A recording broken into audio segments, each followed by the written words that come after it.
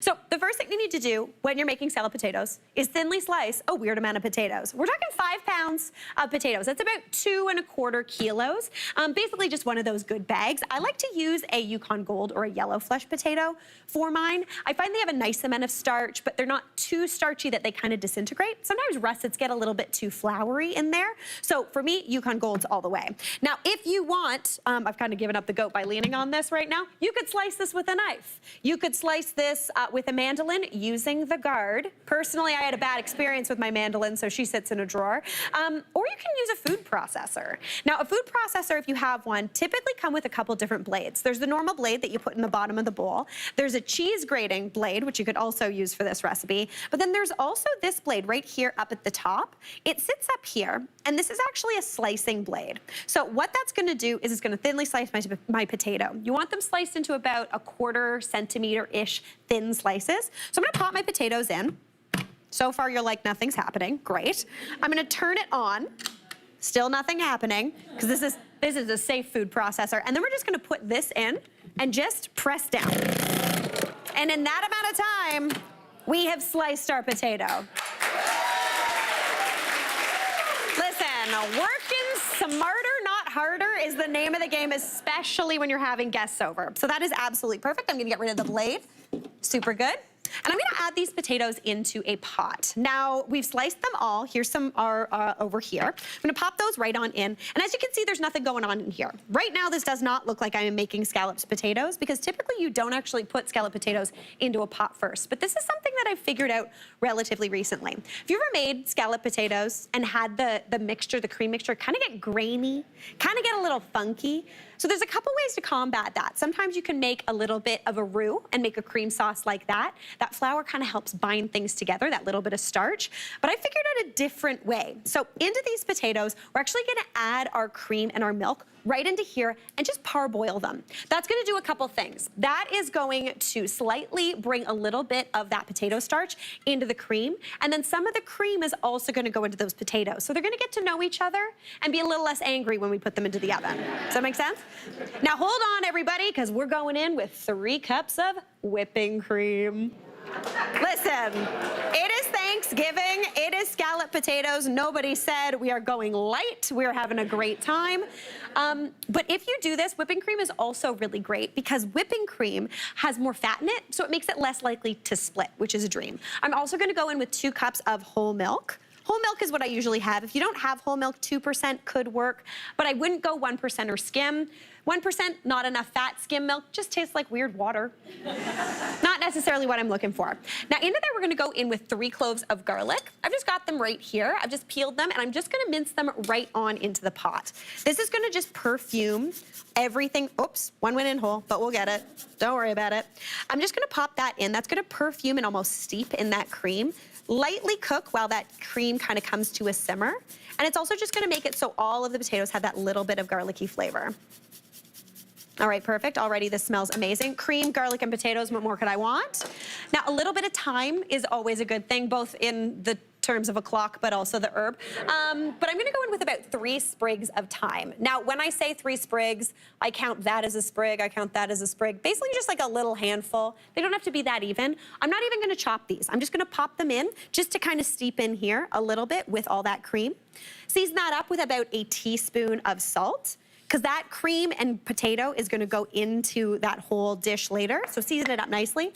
Now, when it comes to pepper, I'm only gonna go in with a little bit. Personally, I don't love pepper on my potatoes. Is that not wild? I know, there's a lady who is shocked right now in the front row.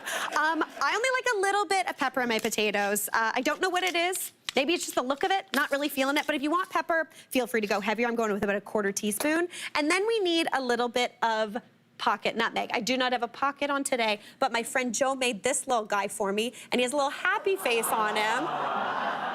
And I got my nutmeg in there, so we're good to go. Okay. Now, this is the time of year that I add nutmeg to pretty much anything. A little bit of nutmeg in the potatoes doesn't make it taste like dessert, doesn't make it taste like a donut. It just warms everything and makes it absolutely beautiful. All right, give that a little bit of a stir just to combine. And then you wanna cover that pot and bring that to a boil over medium-high heat. Once that comes up to a boil, set a timer for 2 minutes. Let that boil for 2 minutes, then turn it off the heat and let it sit for 10 minutes. A little bit of math, but it's really, really easy. That's just gonna slightly cook those potatoes, and they're gonna do their thing. So we're gonna put those under there. We're gonna pretend this is the same pot. But it's not, but we're gonna let it cool. So that's doing its thing. Now we're gonna head over here and I'm gonna get to work on a little bit of bacon, because I promised you bacon in these scalloped potatoes. Now, for bacon, I always like to start it either in a cold pan or in a cold oven. Since I'm gonna be using the oven later, I'm gonna go into the oven with it. So I've got about 8 to 10 slices of bacon here that I'm just lying out onto a parchment-lined baking sheet. You could also line this with a little bit of aluminum foil. That would work perfectly as well. I'm just using regular bacon as well. I used to be really into thick cut bacon. Now, too expensive, not gonna lie. Anytime you see the package, it's like twice as much. You get fewer strips, so it's harder to divvy up, and it's harder to crisp up. So I personally love a regular cut bacon. Anytime it's on sale, my freezer is full, I'm not gonna lie.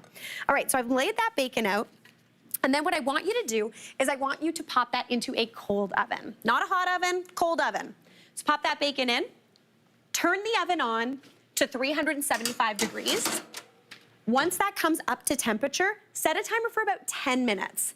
That kind of warming of the oven allows the fat to just melt and render out, and then that bacon crisps up. So you're gonna end up with beautifully crispy bacon, looking absolutely fantastic. Feeling very excited. Now, don't get rid of that fat. You can tell I already saved mine. It is gonna come in useful later. So I've got this bacon here. I'm just gonna pick it up, and we are gonna chop this bacon up. Now, I promise you, this makes a lot of potatoes, so don't worry. We're not eating 10 slices of bacon and 3 cups of cream individually. So just give that a little bit of a chop. You can go rough or as fine as you'd like. Now, I'm gonna add this bacon into some cheese. Now, in this bowl, I've got 200 grams of grated Gruyere and 100 grams of grated Parmigiano Reggiano. If you want, you could do this with cheddar cheese, but for me, Gruyere and Parm are an absolute dream.